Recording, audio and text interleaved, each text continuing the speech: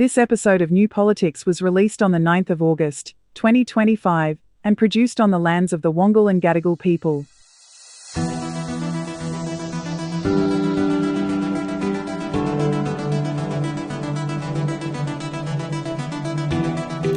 Welcome to our audience and welcome to you, David. I hope it's been a very good week for you.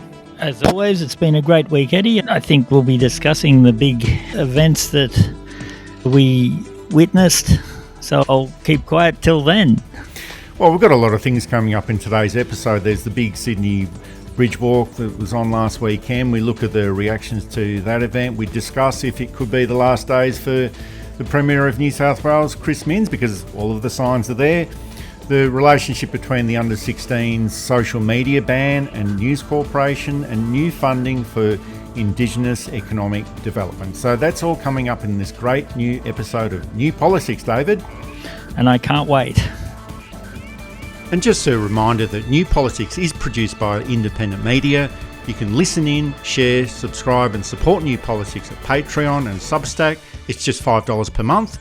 Or you can donate directly at our website at newpolitics.com.au. And of course, all of this is a good way to support independent journalism.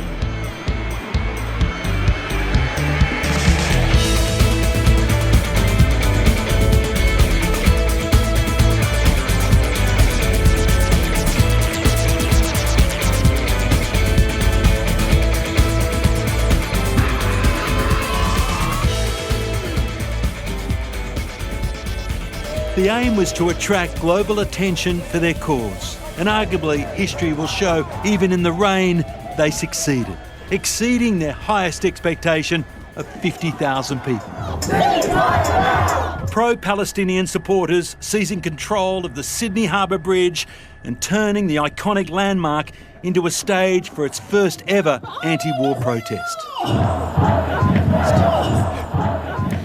There was a massive protest march on the Sydney Harbour Bridge last week where up to 300,000 people joined the march in pouring rain to push the Australian government to recognise the independent state of Palestine and stop the genocide that's being committed by Israel. And I think it's becoming more obvious by the day that people all around the world have had enough of the inactions by their governments who have got the power to act but just do nothing to stop it. And people have just had enough of the killing, the images of starving children, of all the ruin and wreckage and the one-sided support of the State of Israel. And they can see it with their own eyes, David, and they've had enough of the spin and the lies. And they just do not want to be part of this complicity. And the New South Wales Police have suggested that only 100,000 people turned up, which is still a big number anyway. But independent estimates suggest that the number was around 300,000 people, possibly even more. And this was a march for humanity. It was a broad range of people that attended as well. It was Christians, Muslims, Jewish people, peace activists, teachers, nurses, unionists, young people, old people, and everyone in between. Young kids were there, kids in prams. And I think a lot of people just wanted to be there. And while the New South Wales Premier Chris Minns was doing his best to close down the march by going through the courts and appeasing the Zionist lobby, well, a lot of people decided that this was not going to be about politics. It was not going to be about votes. This was purely about humanity. And we have to remember that this was all in the pouring rain. It was cold, it was windy, but 300,000 people were still there, David. They were calm, they were patient, and they were there to prove a point, that they want the Australian government to stop looking the other way, to stop using the weasel words, to stop selling military parts to Israel and start the action towards a pathway to peace and a pathway to an independent Palestine. That's what people want, and the political process, I think, just has to deliver. It was an extraordinary day. Thinking was, I think, that the rain was going to keep the numbers down. They were thinking that they'd get 80 to 90,000 people. With the rain, I think they might go down to even as low as 40, which is still a lot of people. But in the end, somewhere in the vicinity of 300,000 people, which is about 4% of the population of Sydney. That's, if it's 350, it's about 5%. And that's incredible. There's a statistic around that said that in circumstance to happen, like a revolution or a regime change, you need 3.5% of the population. And in Sydney, there's clearly a mood to change things. Now, it must be mentioned too that there were a lot of Jewish people there. So the claims that it was anti-Semitic left and the anti-Semitic far right uniting were nonsense. Certainly it was a very broad march. There were very conservative Muslim people there. There were radical hippies there, but there was everybody else in between. And I think even the Prime Minister's words have changed somewhat, and he's now considering how they can walk away from their previous position of support for Israel without losing face, without making it seem that this wasn't the most obvious thing to do in the start. And people came from all over Sydney too. The train stations were filled with people going home. The bus stops were filled with people going home in all directions. So they can't even, which I think came up briefly, I was just a few members of the trendy Inner West latte. One, there's not 300,000 of us. Two, the trendy Inner West latte sipping Republican crowd obviously live in the Shire, obviously live in Baulkham Hills, obviously live on the northern beaches, obviously live, hold on, we're not in the Inner West anymore. It was extraordinary that there were no arrests, that the crowd remained patient, the crowd remained kind to each other. And here I've got to praise, at least in part, some of the police's actions. The police kept it calm. They clearly didn't want it to happen. And there is an argument that 300,000 people is a lot of people to manage and may have been beyond. But it happened, and they let it happen for the most part with professionalism, with allowing people to act peacefully. As I said, no arrests. That's extraordinary. Nobody's tempers ran high and start screaming at police, and police didn't feel irritated enough to start arresting willy-nilly. Humans will act as humans. It was an extraordinary day. Generally, I agree with you, David. The police were very well behaved, just like the crowd. But after the event, the police came out and actually said, or they had these messages that the march was perilous or dangerous. But as far as I could see, the only perilous action came from the police, and this was the only issue that was not so great during the event itself. But they decided that halfway through the march, police on their helicopters shouted out instructions to the crowd to stop and turn around. And when you ask a crowd of 300,000 people to turn back on themselves, well, you are going to get chaos. And the feeling on the ground was that this seemed to be a predetermined act by the police. And I don't know if it was or if it wasn't, but that's what the feeling was. But ultimately, there was no chaos. It was a peaceful protest, and it was a very powerful statement. And just looking at those numbers, the opponents of the march have said, well, hang on, there are only 90,000 people. That doesn't mean very much at all. Why would the police lie about the number?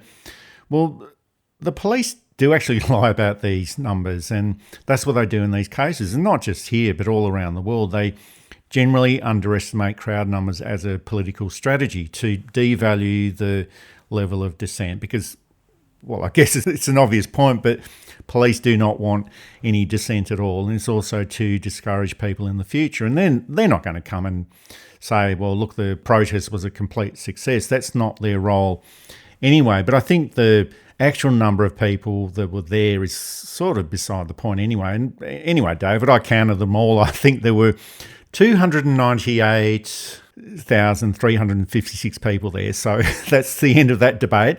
But whatever the case is, critics will use whatever they can to downplay an event, especially if it doesn't match up with their agenda. But the pro-Israel lobby, they've dismissed the event as unrepresentative. Well, it might not be as representative of their extremist right-wing views, but it is representative, or it was representative of the community. And they've also strangely said that this event turned the Sydney Harbour Bridge into an anti-Semitic bridge. And I'm not sure how a bridge can actually do that. Maybe that's an existential question that we could discuss, David. Does the Sydney Harbour Bridge have feelings or not? But they also said that it was anti-Jewish. But you referred to this before, David. There were many Jewish people on the bridge walk. And how do you know? Well, they were holding up signs saying Jewish people against Zionism, gay Jewish people against genocide, Jewish students against the Israel lobby. And one of the key speakers at the event was Anthony Lowenstein, the journalist and longtime critic of the Israel government. I speak to you as Australian and also as someone who is a proud Jew who has been so ashamed of what so many in my community have been supporting for the last 80 years, but particularly in the last 2 years. What Israel is doing is not being done in the name of Judaism. They claim it is not. One of the things that I think shocks many people is to realize that within Israel itself, there is what I call genocide mania. This is not an issue with just the Netanyahu government. There is majority support within the Israeli Jewish population for what is going on. These people do not speak for us. They do not speak for me as a Jewish person at all. And they don't speak for people in this crowd here today. The only way this will stop is isolation for Israel. There is only one way: sanctions, boycotts, and divestment. It is the only way that Israel will stop. And our government must be doing that now. So there were a lot of Jewish people on this march standing in solidarity with the Palestinian people. They were offering a different perspective, but the governments in Australia sided with the conservative Zionists when they should be listening to the other Jewish voices in the community. Yeah, and that's exactly right. The Jewish community, like the Indigenous community, like the Islamic community, like the Italian community, like the Anglo community, is like the Australian community, of which the vast majority of them are all a part, is not an amorphous, single-minded entity with the exact same opinions. To listen to one side who claim representation is very dangerous. Now, we can know that more, say, Indigenous people lean left, but left is a very broad and loose definition. So even when we say community X leans left or leans right, it doesn't lean uniformly that way. There are varying degrees of nuance and subtlety and disagreement within those communities. So you'll never get everybody's opinion until you get into the real fringe and extreme opinions. But you do want to see what the mainstream is doing. And it's pretty clear that Zionism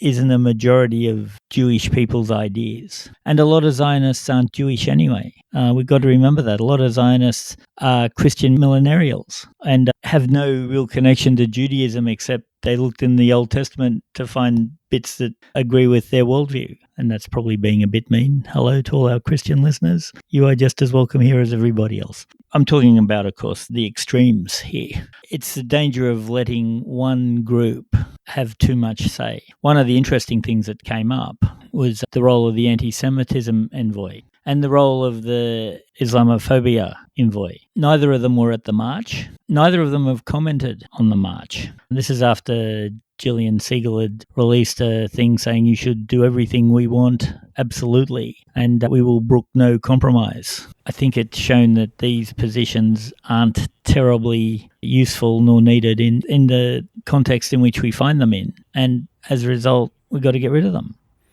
The Prime Minister, Anthony Albanese, he has spoken with the President of the Palestinian Authority, Mahmoud Abbas, and also made a promise of $20 million in additional aid for Palestine, and also agreed to meet with him at the United Nations meeting, which is coming up in September.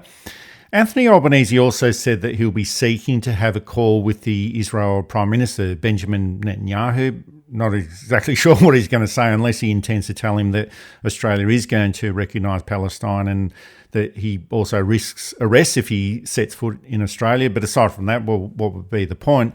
But the other point to all of this is that this is not the end. This should just be the beginning, and it can't just be another cycle of outrage and then we all just go home and forget about all of this. It just has to be this sustained and unrelenting pressure, which is pretty much what it has been over the past 2 years, until Australia finally gets the message and does the right thing, or the Australian government anyway. And 250,000 to 300,000 people, or whatever it was, that is absolutely fantastic. But we also have to remember that 250,000 people marched for reconciliation in the year 2000. And while I'm sure that we've progressed a little bit on reconciliation, 25 years later, true reconciliation is still out of reach. We also had the 250,000 people who protested against the invasion of Iraq on that pretense of weapons of mass destruction in 2003. that invasion did go ahead, but at least the public was right on that there were no weapons of mass destruction. On apartheid, it took 2 decades of global action before apartheid ended in South Africa. And I'm not suggesting that public protests are futile, it's just that it takes a long time for things to turn around, and Palestine might not actually have that much time. And we've been big critics of Foreign Minister Penny Wong, but at least she's saying that recognition of Palestine must happen soon because there might not be anything left to recognise. We want a ceasefire, we want aid to flow, we want the hostages released, and we would urge Prime Minister Netanyahu to listen to the 600 former Israeli security officials who have called for a ceasefire as the best way to ensure the hostages come home.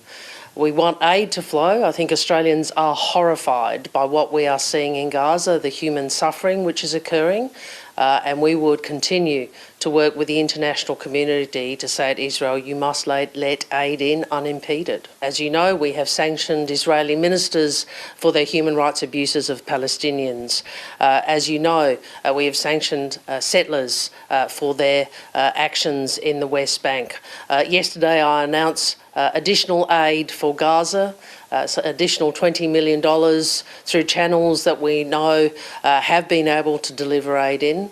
And we are working with the international community towards the UN meeting in September in relation to a pathway to 2 states. The best way to ensure peace and stability in the Middle East is for there to be 2 states.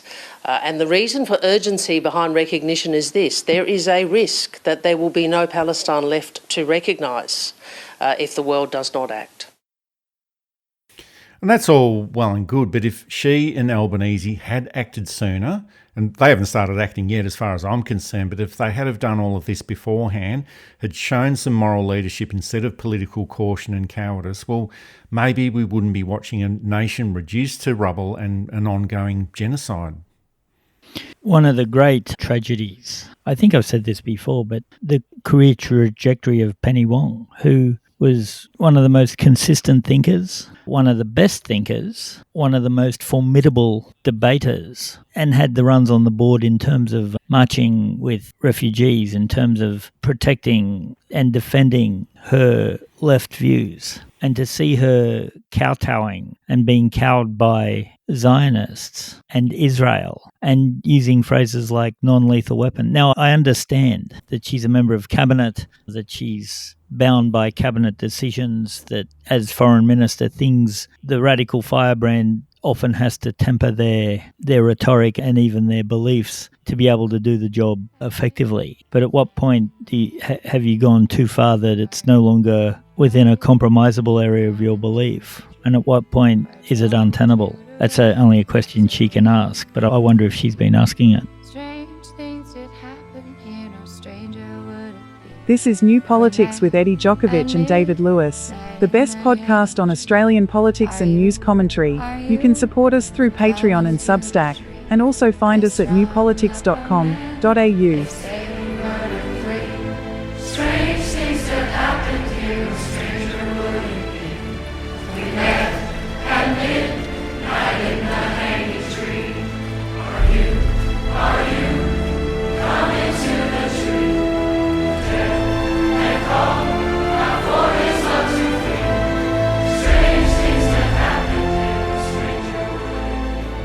And as a result of this March for Humanity on the Sydney Harbour Bridge, there's a lot of internal pressure that's starting to mount on the New South Wales Premier, Chris Minns. And Chris Minns tried to do whatever he could to shut down the march, and part of that would have been the pantomime act of appealing to the Israel lobby in Sydney and then be able to tell them, oh, well, look at this, I did my best, but the law wouldn't let me stop this march. But Chris Minns has turned out to be an authoritarian type of leader, a very un-Labor-like leader, and this is starting to create problems for him within the New South Wales Labor caucus. And during the week, both the left and right of the party proposed a motion condemning the destruction of Gaza, condemning the ethnic cleansing of Palestinians, and offering a motion supporting the right to protest. And Chris Minns then stepped in and said, oh no, you can't have that. Stripped down the motion, watered it down and replaced it with a nothing type of resolution that just acknowledged the size of the protests. And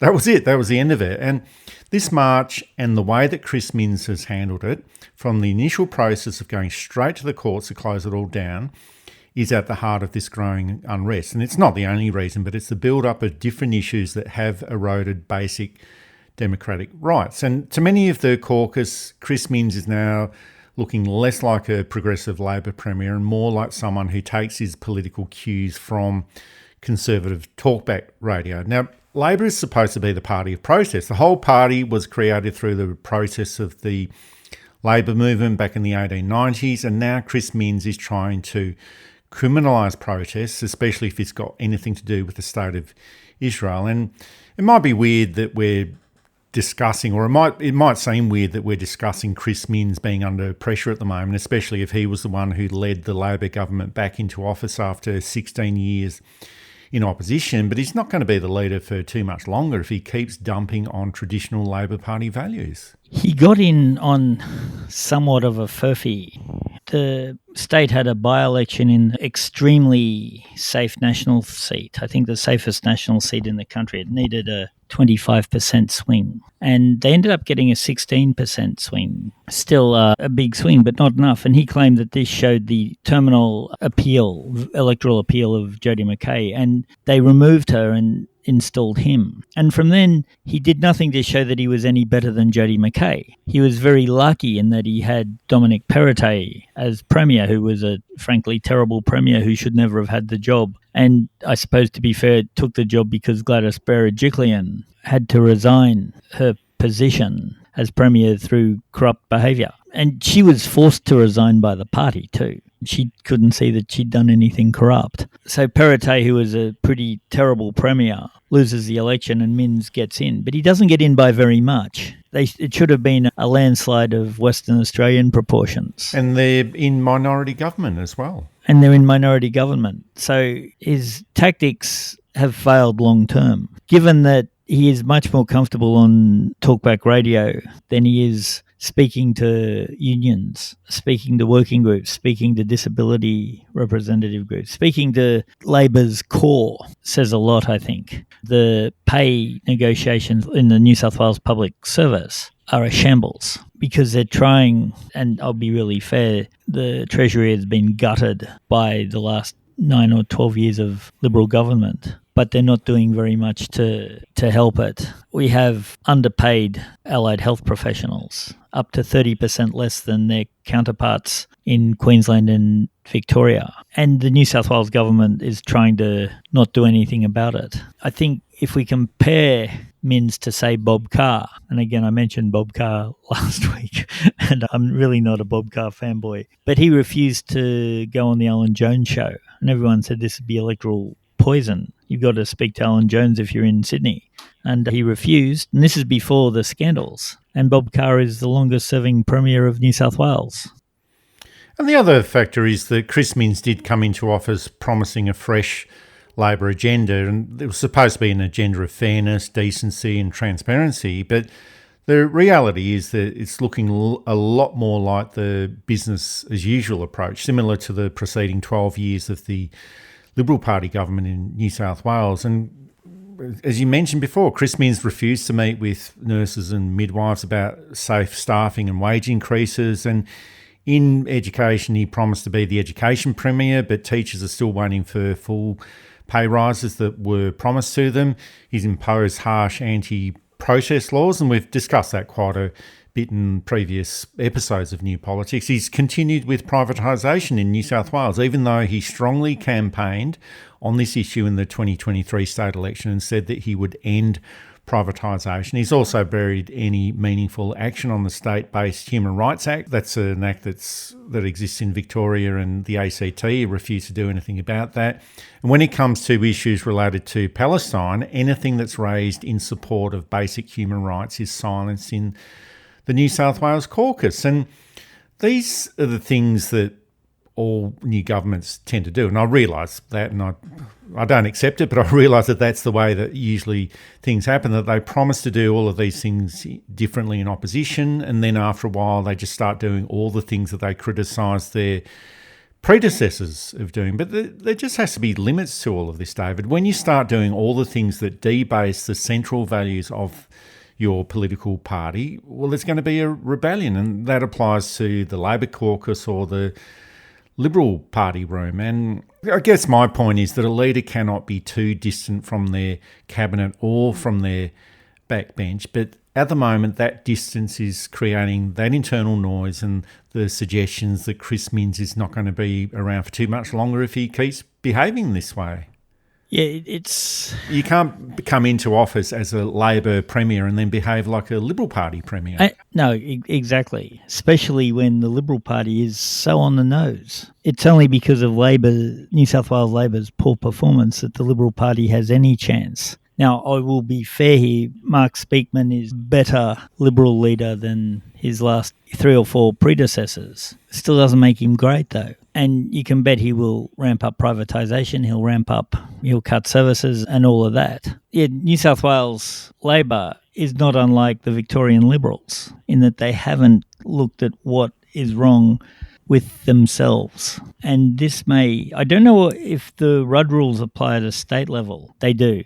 He's got to get 2/3 of the caucus to say they will vote against him. We may see the first Labor leader removed under these very high bars to remove laws. It'd be interesting.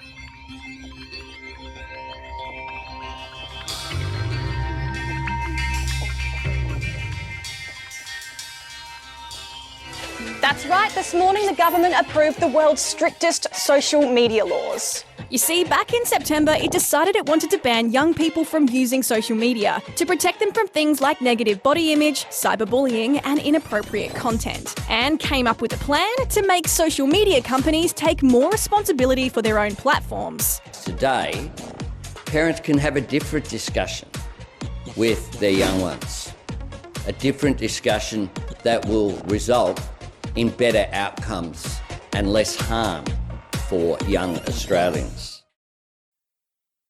From December the 10th this year, Australia will see a major shake-up in how young people interact online, with new laws coming in that will restrict access to social media platforms for anyone under the age of 16. And they will include Facebook, Instagram, Snapchat, YouTube, Twitter, Discord. I think there's quite a few others as well. And it seems to me that it will be fairly extreme as well. And all users will have to verify their age, and that includes you and me, David. So obviously we're not under 16, but we'll have to verify our age. And there's also talk about using facial recognition or uploading a photo of yourself or using other ID. And aside from this being totally unworkable and creating a lot of privacy issues as well, probably not going to deter too many kids under the age of 16. And I've got a feeling that VPNs are all of a sudden going to become very, very popular soon for the under 16s. But this is more about corporate opportunism than anything to do with good public policy. And News Corporation has been really pushing hard for this ban, not because of their deep concern for children or anything like that, but because TikTok, Instagram and YouTube are now their biggest competitors. And young people are just not reading the Daily Telegraph. I'm not sure if they ever did, but they're definitely not reading the Daily Telegraph. They're watching short videos. They're engaging directly with creators and consuming news on their own terms. And that's really bad news for the Murdoch empire, because that generation of audience will be lost forever unless you get them at a young age. And this is what News Corporation wants. They want future generations to latch on to the Murdoch empire. And that's what this is all about, David. This is not about protecting kids. It's about power. It's about influence and protecting a fading media empire. And the Albanese government is just going to deliver what Rupert Murdoch wants. It's a big capitulation to big vested interests through bad public policy. And Australia, I think, deserves a lot better than this. And certainly kids that are under 16 deserve a lot better than this as well. Again, the knee-jerk reaction is to ban it. Phones in schools. Why ban phones in just about every kid has a phone? Why not make sure every kid has a phone and teach them how to use them properly? Teach them what proper behaviour is. Teach them you don't bully. You can use social media in this kind of way. YouTube is, as frustrating as it can be, it is a wonderful resource. It's got a whole lot of stuff. I don't know how many of you out there, when faced with having to do something you never tried before, goes to YouTube to watch somebody else do it. Well, I fixed up my lawnmower by looking at a YouTube video. Yeah, I didn't mow the lawn by watching YouTube instead. But it's true. And you can watch documentaries, you can watch old TV shows, you can watch music clips, you can get music lessons, you can learn how to write, you can learn how an engine works, you can learn how to speak a foreign language. And yet they want to ban YouTube. I'm not quite sure the detrimental effect. And again, it's instead of teaching people critical thinking, well, this guy probably doesn't know what he's doing. This woman does know what she's doing. Learning critical thinking, you can work through it. So you get someone who say, oh, well, to take the engine out of the lawnmower to change the oil here, we'll have to take the wheels off first. Wait a second, that doesn't sound right. But I guess the point is that if you're watching all of those things on YouTube, you're not watching News Corporation. Exactly, although News Corporation has a YouTube channel. And I note too that the News Corp revenue from its traditional media was down 5%. About the same amount of the population of Sydney who crossed the Harbour Bridge. So that might give you a sense of how big that is. It's like having to pay GST on overseas purchases because Jerry Harvey didn't understand online shopping. Instead of embracing it with Harvey Norman, tries to stop people using it. And instead of the government telling Harvey Norman to get stuffed, they introduced that GST on overseas transactions. Yeah, and things are still cheaper than going to Harvey Norman. So people are paying the GST, giving the government a boost and not actually helping Harvey Norman. So maybe don't listen to idiots.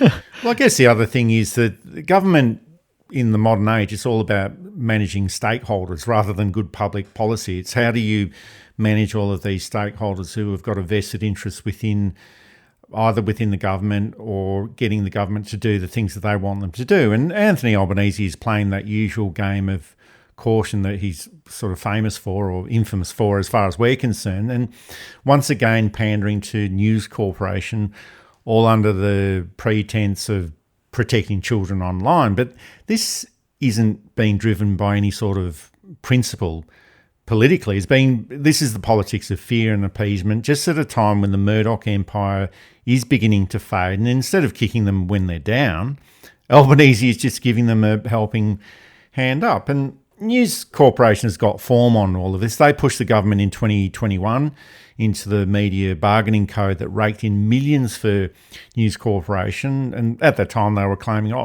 this is all about upholding quality journalism. Well, News Corporation wouldn't know quality journalism if it bit them on the arse. A few years later, here they are back at it, and Albanese is here to help. And the question for all of this is, well, to what end is all of this trying to achieve? And Labor's never going to get favourable coverage from News Corporation. News Corporation's business model is to kick into Labor at every opportunity and push the ideological agenda of the Murdoch empire or the personal ideological agenda of Rupert Murdoch. So why give them anything at all? And it's not like the Labor government is in a poor position. It's got a thumping 38-seat majority. The Liberal Party's in complete disarray and arguing against themselves. Albanese has got the political numbers and the political capital, so why not use it to completely destroy News Corporation as a political entity? Not so much as a business entity, but its political influence. Just completely destroy that, and that's what I'd do. And I'd do it in the public interest, and that's what the Albanese government should be doing. But it just ends up being the same as it ever was. Powerful entities attracting other powerful entities, whether it's Murdoch, the Zionist lobby, developers, corporates, billionaires. Politics follows that group of people because power does attract itself to other forms of power. And instead of challenging that power, Albanese is having a nice old time choosing to hang around with it. And I guess there's that hope that if he plays nice to News Corporation, he'll be spared the wrath of the News Corporation. But if history has taught us anything at all, it's that appeasing Murdoch only leads to more demands, and there's more manipulation and more distortion of the democratic process. And Anthony Albanese at the moment doesn't need the approval of News Corporation, but he's still chasing their approval. And to me, that's the real shame, because it just doesn't need to be like this at this moment. When Murdoch eventually passes, which will be sooner rather than later. Well, he is 95, but I've got a feeling that he's going to be around for a very, very, very long time. Yeah, and by sooner, there's a story, and I don't know how true it is, but when he was 90, they were doing a 5-year plan, and he said, that's not long enough. So they did a 10-year plan, and he said, that's not long enough. And they said a 15-year plan, and he nodded and said, that will do for now. I've got a feeling that he's going to break the record for human longevity. He's going to live to be 150 years old. It's quite possible. He has impatient sons, of course, and a fracturing family, all who want a piece of the empire. And the way I suspect the courts will sort it out is to just break the empire up and give child 1 50% of this, and child 2 42% of this, and child 3 30% of this, and what have you. Meaning that unless they all work together, it's finished a bulk entity. No one will be terribly upset with that. Oh, but I guess the case is that even if Rupert Murdoch did live to be 150 years old, that's not the point.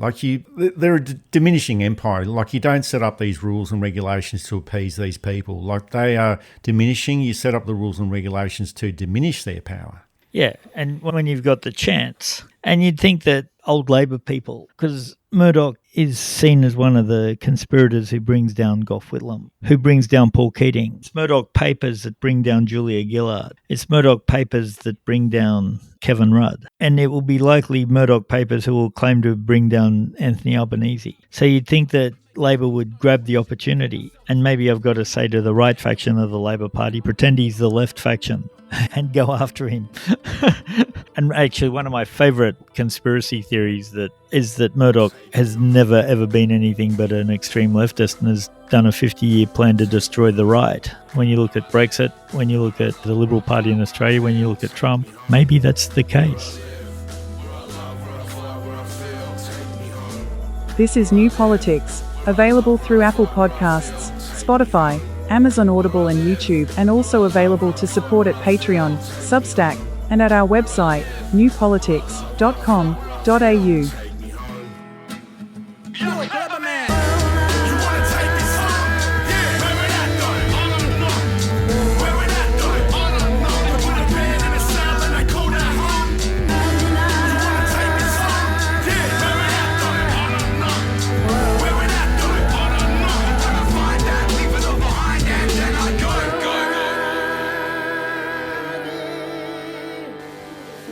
This year, Garma is dedicated to standing firm. The government I lead is proud to stand firm with you, Jawa, with Yunnu people, but also with those people, whether First Nations people or those of us, the Ballender who've come here as well, to be with you out of commitment to First Nations justice, but also out of commitment to our country, because we'll all be better. We'll all be better when we're more equal, when opportunity is shared, enriches all of us, lifts us all up as well. So I look forward to continuing to work with you. I thank the Australian people for giving us the opportunity to provide our bit in walking with you side by side to the better future that we're committed to. Thank you. We also had the annual Garma Festival in Arnhem Land last weekend, and the Prime Minister delivered what may be his government's most significant statement yet on Indigenous affairs. And it's a major new initiative aimed at lifting First Nations communities out of poverty by unlocking the economic potential of their land. And in Australia, around 16% of land area is Indigenous owned or controlled, but most of that land has been locked out of any meaningful types of economic development, and the Albanese government is hoping to change all of this. And in Arnhem Land, Anthony Albanese announced a new First Nations economic partnership in collaboration with the First Nations Economic Empowerment Alliance and the Coalition of Peaks. And that's an organisation representing over 80 Aboriginal community-controlled groups across the country. And the first lot of commitments includes $70 million for clean energy projects on Indigenous land and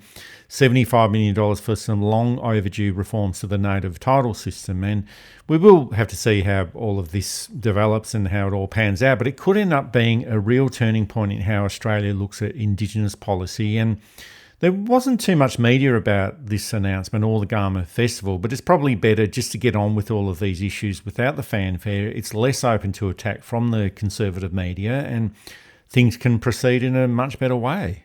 It's something that the cynic in me says, unlocking the commercial development. Are they just allowing the mining companies in? There's no indication that's the case. And so I'm hoping that's just me being churlish and nasty and cynical and all the things that we shouldn't be, but sometimes you're drawn towards. I think if it is for renewables, if it is to genuinely open it up to Indigenous economic advantage, this is a great thing. And it's something that mightn't bring Anthony Albanese back into the pantheon of great Labor leaders, but it certainly is a step in the right direction. And he owes the Indigenous community after the debacle of The Voice. So let's hope that this is the great thing that it could be.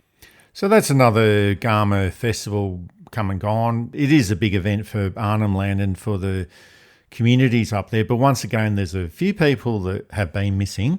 The opposition leader Susan Lee didn't show up this year, nor did the previous leader Peter Dutton before her, but that didn't stop her from accusing the Prime Minister of stepping back from Indigenous affairs since the Voice referendum was defeated. Well, at least it was there, Susan, and you are not.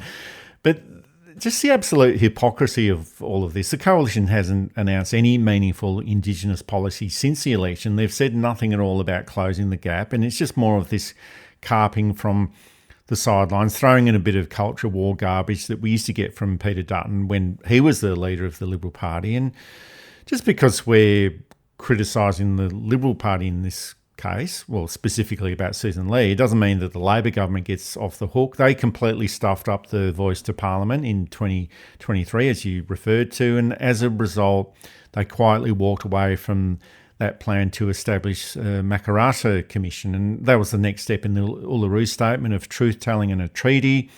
And they primarily did this because they didn't want Indigenous issues to be an issue in the lead up to the 2025 federal election, and for the electorate to be reminded of the failure of the Voice of Parliament. And I guess that's the thing that Susan Lee's going to keep doing, just reminding the electorate about the failure of the Voice of Parliament. And generally, well, this goes for any political party when they're in government or in opposition. They're not going to get any political kudos from anything to do with Indigenous affairs. And it's the Liberal Party that usually tries to exploit Indigenous issues for political gain, quite negatively, and obviously that's what they did in the Voice of Parliament campaign. And sometimes in politics you just have to do the right thing and spend your political capital on doing the right thing. And I guess Anthony Albanese tried to do that with the Voice of Parliament, but he completely botched that up. And it doesn't really matter if all of this stuff happens behind the scenes, but there's still a lot of unfinished business that needs to be done in Australia. So this just has to be done. And maybe these announcements that Anthony Albanese made up at the Gurrumul Festival, well, they're the first steps. We've had quite a few first steps that have needed to be taken, but it's time that Labor step back into that space that it promised to lead, going back all the way to the election night victory in 2022. Yeah, it's... well, my point is that because anything to do with Indigenous issues in Australia doesn't get you any political plaudits or kudos or anything like that. So it's best just to do this in the background while people are not watching, but just make sure that you're doing the right thing. I don't know how that can be done, but these are things that just have to be done. And Anthony Albanese's slow, steady, cautious, sensible approach, and we can put all the caveats in that we want to. Some of you will say that's exactly right. Some of you will say, oh, it's not really. That seems to me to be a good way to deal with, instead of making a big fuss about it and have every racist and I'm not racist, but come out of the woodwork and give you grief for 6 weeks while you try and get what could be an unworkable thing going, causing the government loads of grief, burning up a ton of political capital. Whereas, working in the background, making sure that those who need the help get the help, those who need the resources get the resources, making sure that everybody is honoured and looked after in the way that is best suited to them as best as you can, might be something that we will be praising the Prime Minister for in the future, instead of announcement after announcement of what we're going to do, what we haven't done yet, what we're going to do. We announced this 6 months ago, but this is a bit different because we've changed our mind, which was a hallmark of the last government. And be in no doubt that the last government was, I think, the worst government of the Australian Federation, the Morrison government. So on this one, it's a wait and see with the hope that we'll get good results. That's it for this episode of New Politics. Thanks for listening in. And if you'd like to support our style of journalism and commentary, please make a donation at our website at newpolitics.com.au. We don't beg, plead, beseech or gaslight you about journalism coming to an end. We just keep it very simple. If you like what we do, please send some support our way. It keeps our commitment to independent journalism ticking along. I'm Eddie Djokovic. Thanks for listening in, and it's goodbye to our listeners. I'm David Lewis. We'll see you next time.